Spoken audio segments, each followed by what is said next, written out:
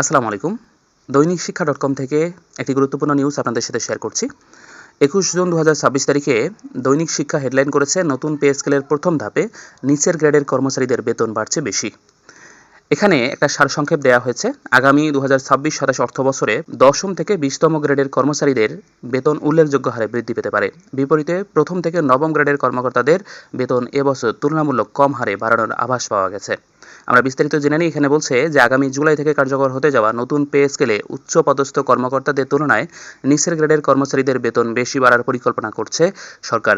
মূলত সরকারি ব্যয় নিয়ন্ত্রণে রাখা এবং তীব্র মূল্যস্ফীতির মুখে নিম্ন আয়ের কর্মচারীদের আর্থিক সুরক্ষা দেওয়ার লক্ষ্যেই এই কৌশলগত সিদ্ধান্ত নেওয়া হয়েছে।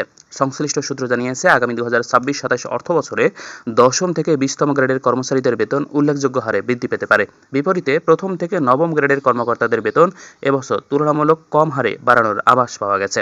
সম্প্রতি অনুষ্ঠিত মন্ত্রিসভার বৈঠকে বিষয়টি আনুষ্ঠানিকভাবে এজেন্ডাভুক্ত না থাকলেও বিবিধ আলোচনায় গুরুত্বের সাথে উঠে আসে বলে জানিয়েছেন বৈঠকে উপস্থিত একজন প্রতিমন্ত্রী। নাম প্রকাশ না করার শর্তে তিনি জানান, অর্থমন্ত্রী আমির খসরু মাহমুদ চৌধুরীর বাজেট ঘোষণা অনুযায়ী আগামী ৩ অর্থবছরে ধাপে ধাপে এই নতুন বেতন কাঠামো পুরোপুরি বাস্তবায়ন করবে সরকার। সরকারি কর্মচারীদের জন্য ১ জুলাই থেকে নতুন বেতন কাঠামো বাস্তবায়নের ঘোষণা দিয়েছে সরকার। সূত্র জানায়, শুরুতে সরকার সিদ্ধান্ত নিয়েছিল বর্তমান বেতন কাঠামোর তুলনায় নতুন বেতন কাঠামোতে মূল বেতন যতটা বাড়বে সেটি ৫০% করে পরপর ২ অর্থবছরে দেওয়া হবে। শেষ অর্থবছরে দেওয়া হবে ভাতার বর্ধিত অংশ। এখন এই সিদ্ধান্তে পরিবর্তন আসতে পারে। সংশ্লিষ্ট সূত্র জানিয়েছে, গ্রেড ১ থেকে গ্রেড ৯ পর্যন্ত সরকারি কর্মকর্তাদের মূল বেতন যতটা বাড়ানো হবে তার ৪০% আগামী অর্থবছরে দেওয়া হতে পারে। আর ১০ম থেকে ২০তম গ্রেড পর্যন্ত কর্মচারীদের মূল বেতন যত বাড়বে তার ৬০% দেওয়া হতে পারে। তবে এ বিষয়ে এখনও কোনো চূড়ান্ত সিদ্ধান্ত ঘোষণা করা হয়নি।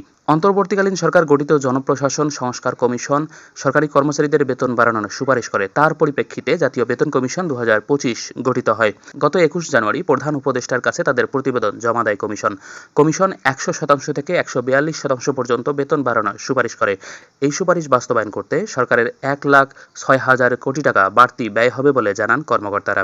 এছাড়া Bangladesh judicial service pay commission ২০২৫ ও সশস্ত্র বাহিনী বেতন কমিশন ২০২৫-এর মাধ্যমে বিচার বিভাগ ও সশস্ত্র বাহিনীর কর্মচারীদের বেতন বাড়ানোর সুপারিশ করে প্রতিবেদন দেওয়া হয়। সম্মানিত দর্শক শ্রোতা, আপনারা এই ভিডিওটি দেখলেন। এখানে যেমনটা বলা হয়েছে যে নিচের গ্রেডের যে সকল কর্মকর্তা কর্মচারী আছে, বিশেষ করে ১০ থেকে ২০তম গ্রেডে প্রথম বছরে মানে এই বছরে তাদের মূল বেতন যতটা বাড়ানো হবে তার ৬০% কার্যকর করবে এবং ১ থেকে নবম গ্রেডে যে সকল কর্মকর্তা আছেন তাদের মূল বেতনের মানে যতটুকু বাড়ানো হবে সেই বর্ধিত অংশের ৪০% কার্যকর করা হবে। তাহলে পরের অর্থবছরে গিয়ে ১ থেকে নবম গ্রেডে যে সকল কর্মকর্তা আছেন তাদের বাকি ৬০% কার্যকর হবে এবং ১০ থেকে ২০তম গ্রেডে যে সকল সরকারি কর্মচারী আছেন তাদের বেতনের বাকি ৪০% কার্যকর করবে।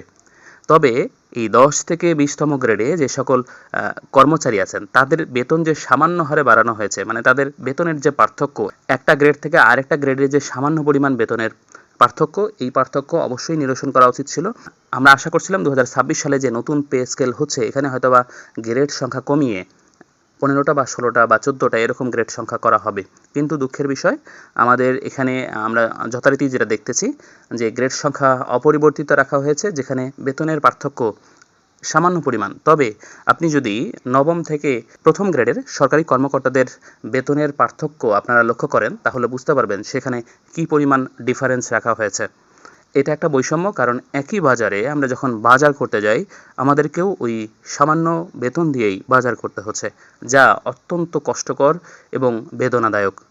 সম্মানিত দর্শক, আজকের ভিডিওটি এখানে শেষ করছি। আপনাদের সবার সুস্বাস্থ্য কামনা করে বিদায় নিচ্ছি। তবে যাওয়ার আগে চ্যানেলটি সাবস্ক্রাইব করার অনুরোধ রইল।